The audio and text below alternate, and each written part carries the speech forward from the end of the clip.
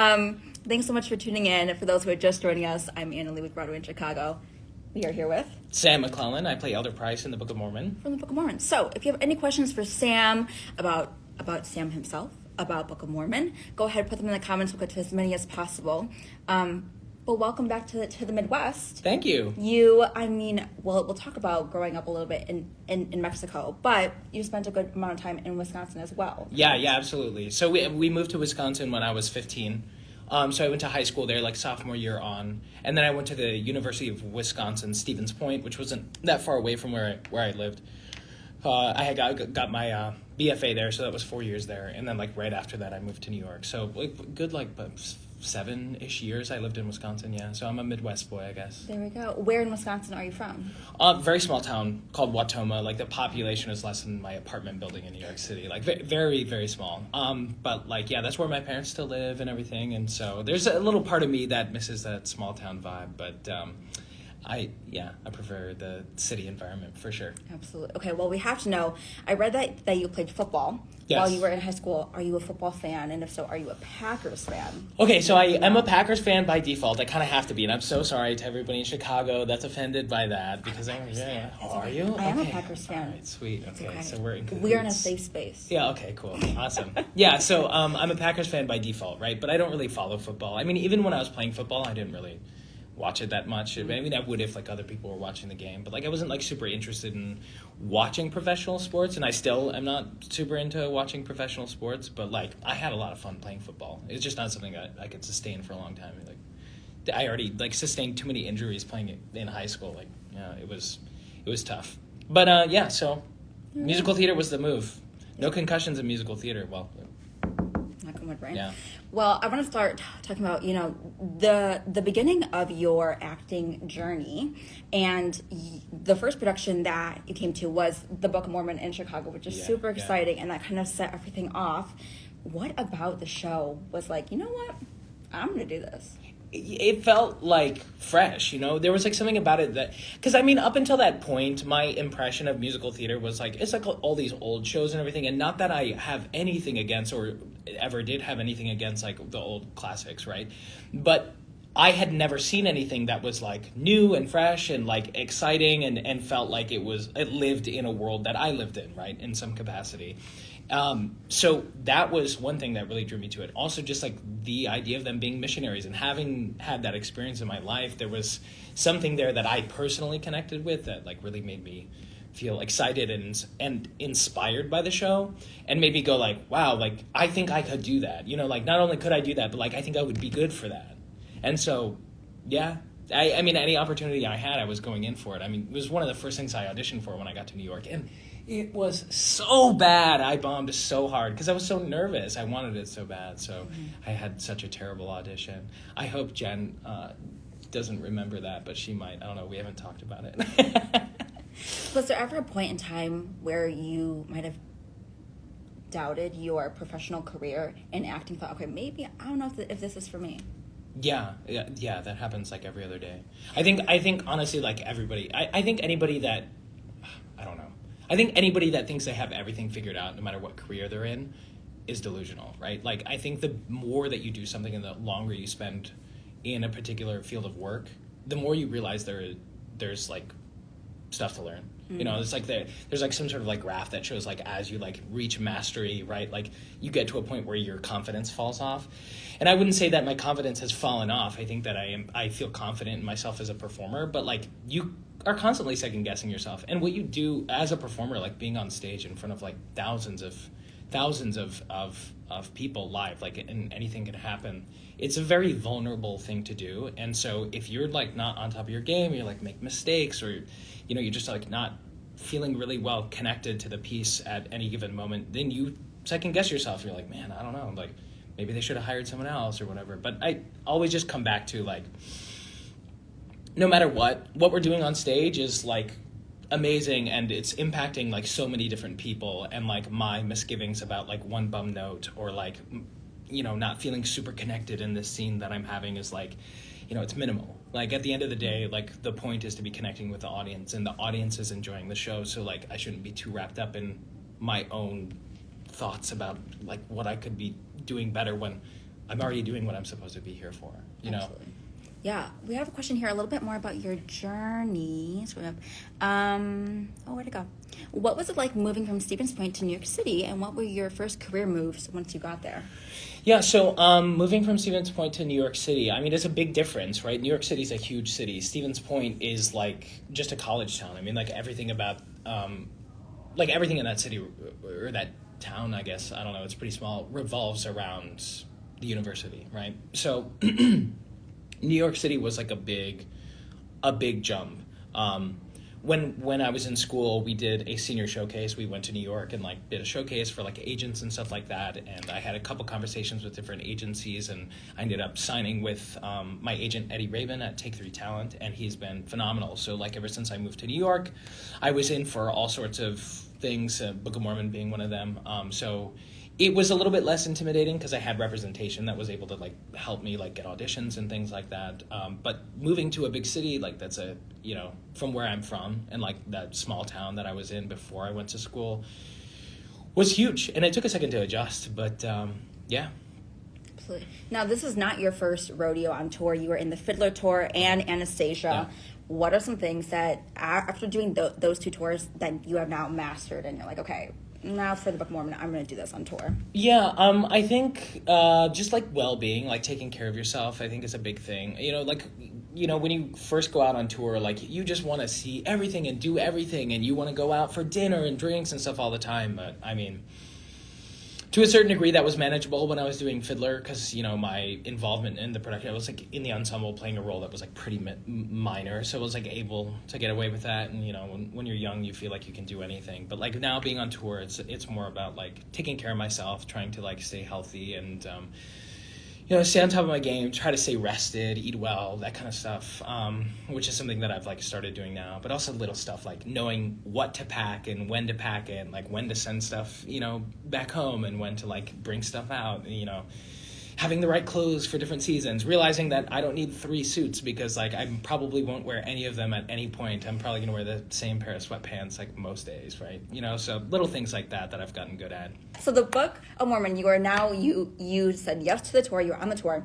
And I want to talk about just a little bit of your upbringing, specifically being living in Mexico with your missionary parents, mm-hmm. and now being in the show that features missionaries. Mm-hmm.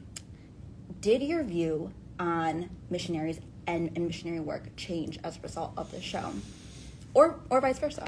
I think potentially. I think I had already kind of like landed in a place where I felt sort of, I mean, I don't know, like coming out of it, there was like definitely certain things after like moving beyond and like outside of like my religious beliefs that I grew up with, where I felt like sort of resentful or like a little bit upset about like what we were doing or whatever, because I just didn't hold the same like religious values that I once had when I was a kid, right? But I think, you know, as I've matured, I think it's just taken time for me to recognize like, wow, we actually did a lot of like really amazing things, like religious stuff aside. There was a lot of like really great impact that we had in the area that we were working, and that they continue to have there to this day.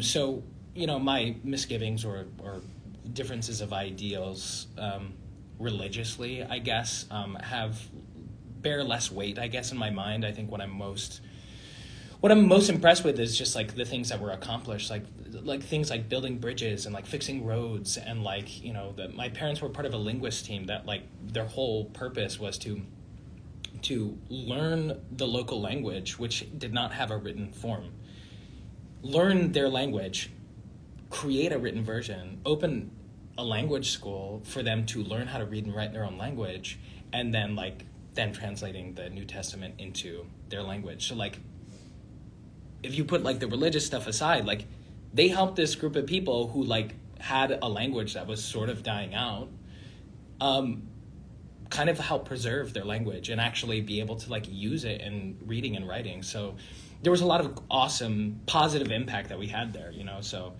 I don't think the show has changed my religious views, but like I think that just like time and maturity has. Yeah, absolutely. And I mean, the show is hilarious and a lot of satire in it, but at the heart of it, it's quite faith-based, and just like you see your character, Elder Price and Elder Cunningham, just go through this really faith-based journey. And also just a lot of funny moments too. What is your favorite number to perform in the show? My favorite number to perform is I Believe. I think it's great. I mean, like, I don't want to ruin anything, but like it's a powerhouse number to sing.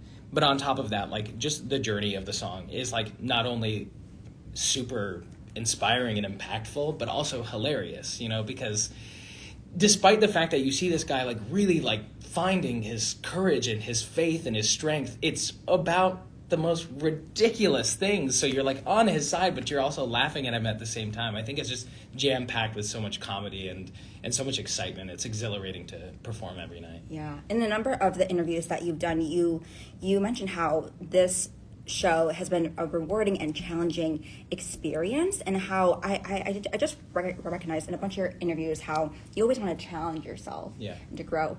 And what brings you the most confidence in taking on those new challenges versus like, okay, I've kind of mastered where I am, so I'm going to stay here? Yeah, I think that for like personally, I think I'm always looking for an area to grow in, right? Like, especially as a performer. Like, I don't think there's ever a time where I have a show where I'm like, wow, that was all perfect, and I feel like completely satisfied with it. And that's not to say that I think that I'm disappointed in my performances. I think that it's just a matter of having a mindset of like, there's always something to improve on. And I think ideally that's never achieved, right? So like you're always looking for something to improve upon, like some way to sharpen your craft. And I think that with this show, it gives me so much material to do that with. There's so much room for growth. There's always something more that I can improve on vocally, right? Like as a singer, there's always something I can improve on as an actor. There's always something I can improve on as a dancer. There's so much in the show for me to utilize in order to improve myself. And so I think when I say it's a challenge, I mean that like, I love that about it, that it's challenging, that I never feel like, okay, well, I did it, and that was, you know, I figured it out. Because at that point, then I'd be like, all right, it's time to do something else, you know? Mm. But this show is like endlessly challenging in such a good way. As an actor, do you have a moment in your mind that makes you think, okay, if I get this specific role, if I reach this specific achievement, I've made it?